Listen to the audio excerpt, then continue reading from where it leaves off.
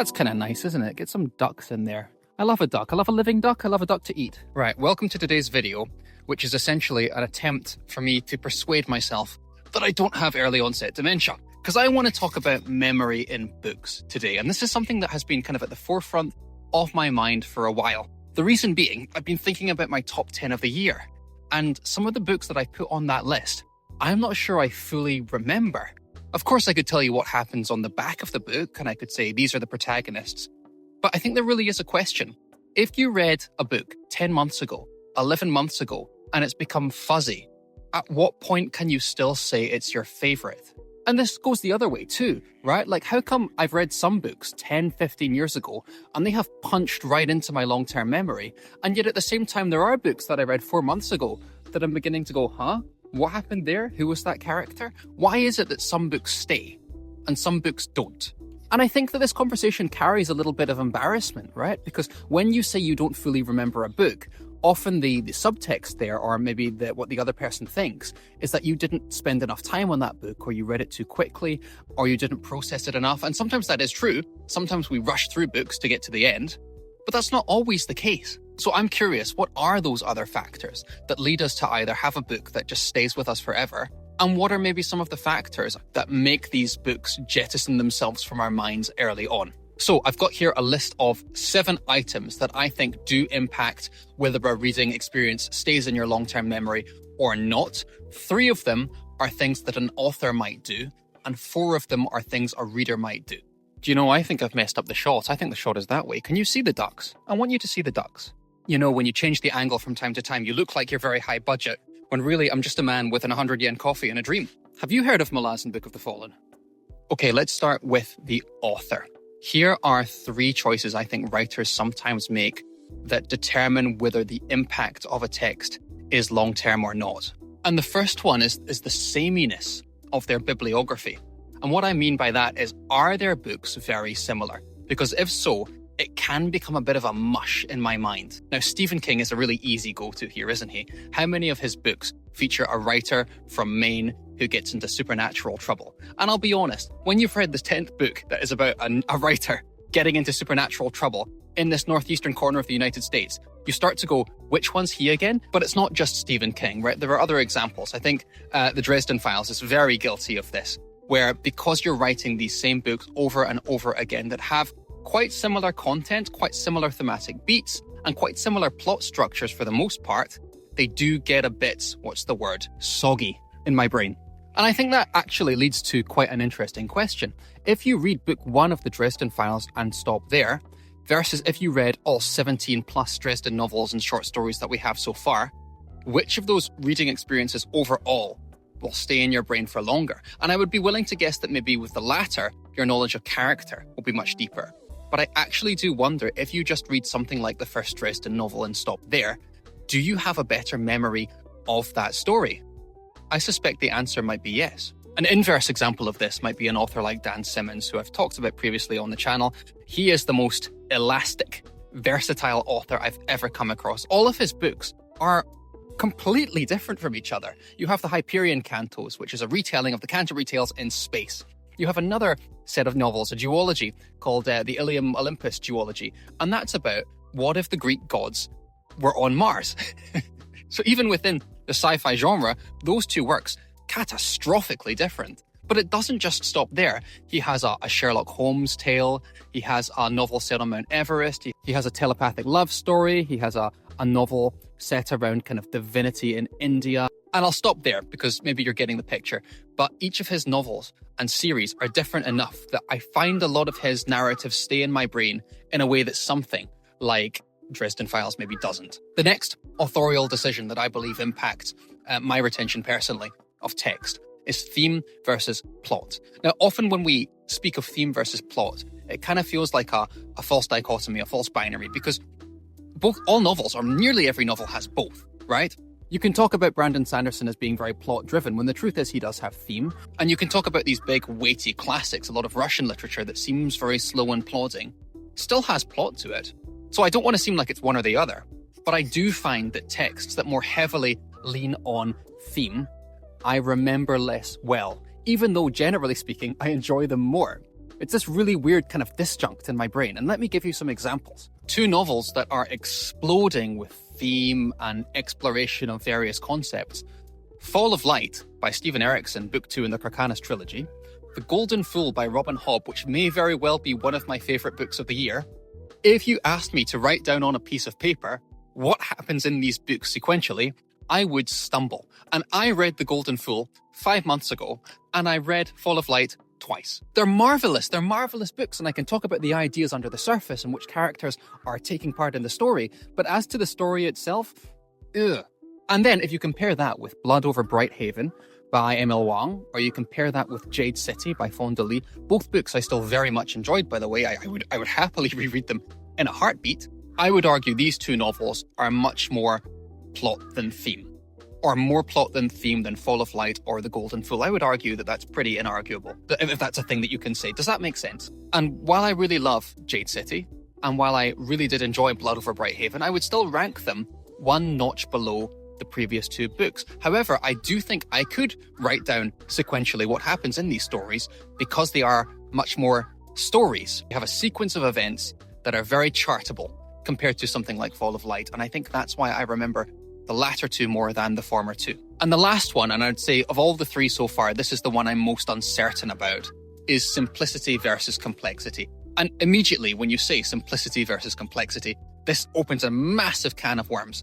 Because do I mean simplicity versus complexity in terms of plot, in terms of character, in terms of page count? There's a few variables here. And I think what I mean here is a collaboration of all of those elements has an effect on me. But what's interesting about this one, and why I'm more uncertain about it, is if a text is very, very simple, then maybe I don't remember it as well. But also if a text is very, very complex, I also don't remember it as well. For it to kind of punch through, at least to my long-term memory, the books that I remember the best tend to be in the middle. And I'm trying to think of some examples here that won't cause much offense. I'm going to go back to Stephen King. I love Stephen King.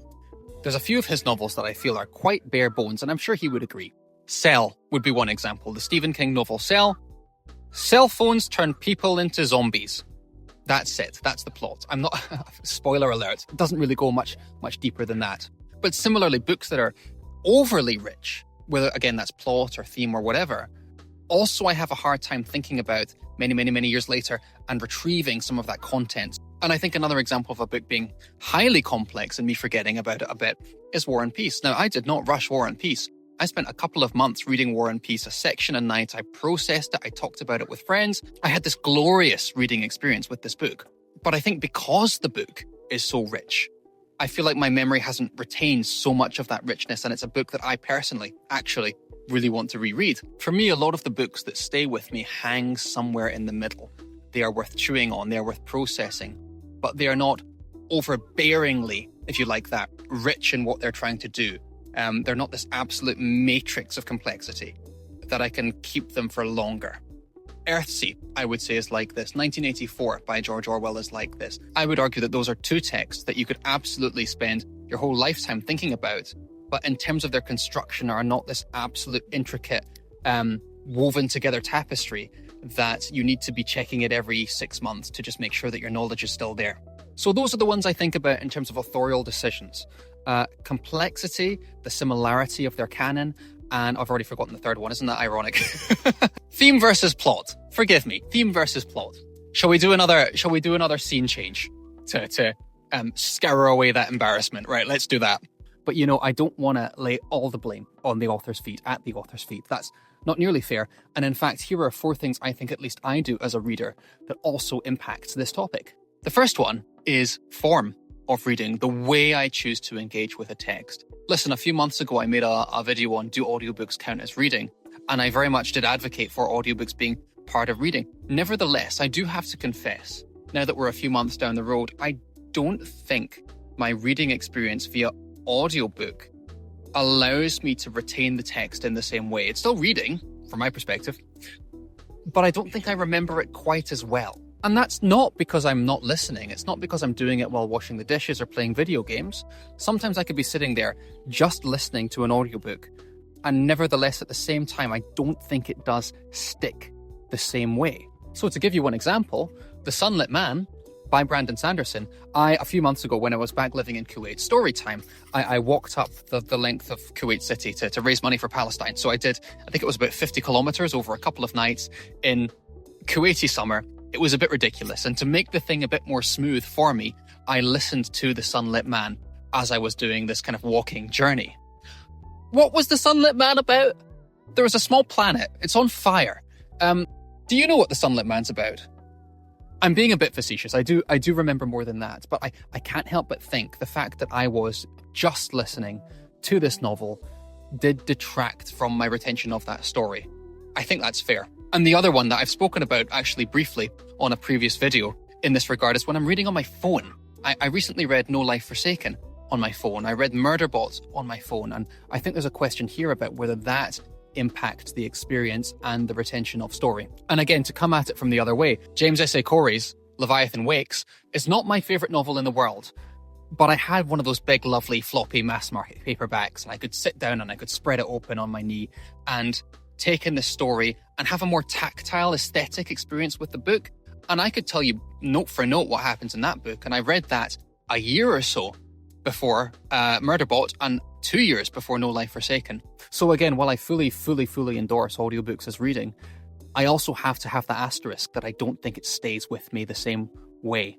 The next one I want to talk about, though, is pace of reading, whether you're reading a book too quickly or too slowly. Now, this isn't necessarily about processing. You could read a book in a day and really be thinking about it and meditating on it, and you can read a book over a few weeks and basically whenever you put it down, it's gone.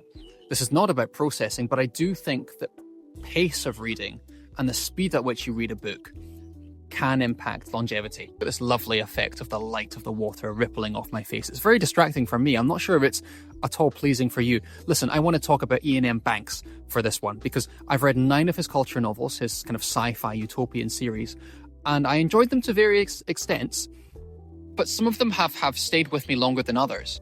His novel Inversions, I read over the course of 2 or 3 days, and while I very much enjoyed my time with it, I'd be hard-pressed to give you anything more than a very basic summary of what happens and, where everything ends up.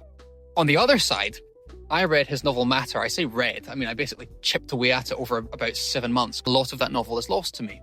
Whereas, consider Phlebas, the first culture novel, and a lot of people argue it as being one of his weakest. I read that 11 years ago, and I can kind of tell you beat by beat what happens in that story. I think spending too long with a book can make it fade away. And I think spending too little time with a book can make it fizzle out before it's had a chance to stick. I do kind of feel like maybe 1 or 2 or 3 weeks, depending on the size of the novel, is golden here. Speaking of golden, I need to move because this light bouncing off the water might look very aesthetic. It's driving me absolutely mental. Okay, we've got 2 more. This coat needs to go to the dry cleaners. Oh, this is the perfect spot. I should have been here this whole time. Right, thumbnail. Do I have the ducks? The ducks are gone, but that's okay. It's a worthy sacrifice. I've got 2 more to go. The next one, I think, is where you're at when you're reading a book. And this could be mentally or this could be geographically. I think very often, if you're reading a novel in a particularly special context, that really does go a long way in informing whether it's going to stay with you or not. So let me be kind to Stephen King for a moment since I've bashed him about 3 times. I read 11/22/63 in the days leading up to my marriage in the summer of 2016. I'm so old. It's my 10-year anniversary next year. What's she getting me? Let's find out. I read 11/22/63 10 years ago, and I remember it very clearly, not just the ending, which is fabulous, but a lot of the beats leading up to that ending. And I don't think it's necessarily, I'm bashing Stephen King again. I don't think that's necessarily because of the novel itself, although the novel 11/22/63 is one of King's best. I think it's because of the state and stage I was in at the time of reading that really made this novel last for me. Dealing with all this wedding stuff, greeting family, making sure everyone's in the right place, making sure family members are chatting with each other and everyone feels welcome, combined with getting a wedding together, checking on my fiancée to make sure that she was okay, making sure I was okay, and then in the night, sitting down with a book for 30, 40, 50 pages. I think there's a through line there. I think there's an overlap there. On a completely different anecdote, I read The Secret History by Donna Tartt on a plane. It was to Thailand. When was that? 2018? That had, I kid you not, the worst turbulence I've ever encountered in my life. It was so scary. You know that thing you do on a plane where when you convince yourself you're fine and then the plane bumps slightly and your hand goes for the armrest. It was one of those situations. It was really, really bad turbulence. And all I had with me to distract myself was Donna Tartt's The Secret History. Similarly, those first 100 pages are with me. The names of the characters are with me 7, 8, 9 years on. A lot of the setup, certain scenes just will not leave. Again, not really so much because of The Secret History, I believe, but because of where I was at that time. And similarly, I think there are so many novels that have become slushy for me just because I was reading them at a pretty banal time on a sofa. I'd use Kurt Vonnegut as an example here. I read a lot of Kurt Vonnegut 3 or 4 or 5 years ago. And again, maybe this goes back to the novels being samey and that discussion, but I think also just the fact I wasn't really anywhere special in my life, nothing really spectacular was happening, I think maybe contributed to these books not quite hanging together several years later for me. But the last one, and I will end with this, I've mentioned it a couple of times already, I would be remiss if I didn't talk about processing a book and spending time with a book and reflecting on a book being a contributor to whether it sticks with you or not. I think that is pretty incontrovertible, despite everything else I've said so far. And I will end with 2 examples. Number 1, Lonesome Dove. Now, I love Lonesome Dove. I remember a lot of Lonesome Dove, but I made a mistake. Because with Lonesome Dove, I finished it 29th of December. It was right before New Year last year. And I made a really egregious error. I finished Lonesome Dove, put the book down, literally with the same arm at the same moment, reached over and picked up the Stormlight Archive, book 5, and started reading that. And I did not give Lonesome Dove the time it deserved after the fact. That book needed to gestate. That book needed digestion. And I did not give that book digestion. I just picked up the next meal, which wasn't nearly as good. That book deserved more. Lonesome Dove deserved more than me finishing it and putting it down and picking up the next meal. I should have annotated. I should have gone back and read certain chapters, and I didn't, and I do regret that. And that's not me saying I've totally forgotten Lonesome Dove, very much not the case, but I think a greater focus on it after having finished it would have made an even more substantial reading experience. And on the other side, Empire of Silence by Christopher Rocchio, while I enjoyed parts of it, I didn't enjoy it nearly as much as Lonesome Dove, but I did spend a lot of time thinking about it, talking about it with people, annotating it, preparing for a discussion with Thomas R. Howell, which I'll link down below. I did do a lot of that back end after the reading experience processing, and I can narrate that book to you. It's interesting, isn't it, that so many of the books that I've done discussions on for BookTube have been the ones that have kind of stuck around for me. And I don't think that's coincidental. It's because I did spend a little bit of extra time on them. So while I stand by that kind of processing a book, reflecting on a book isn't the only reason you might or might not forget about it, it is one of the reasons. And I think that is pretty inarguable. The duck's back and he's nodding. So that's it for this discussion. Thank you so much for watching. Let me know if you agree or disagree with what I'm saying, because as I say, this is very anecdotal and it's just based on my experience. What books for you have stayed in your long-term memory and why? Which books for you have become a little bit frayed, a little bit patchy? And do you think the books that for you are all-timers, do they have to stick around in your brain for you to label them as such? I'll leave you there. Thank you so much for watching, and I'll see you in the next video. Goodbye.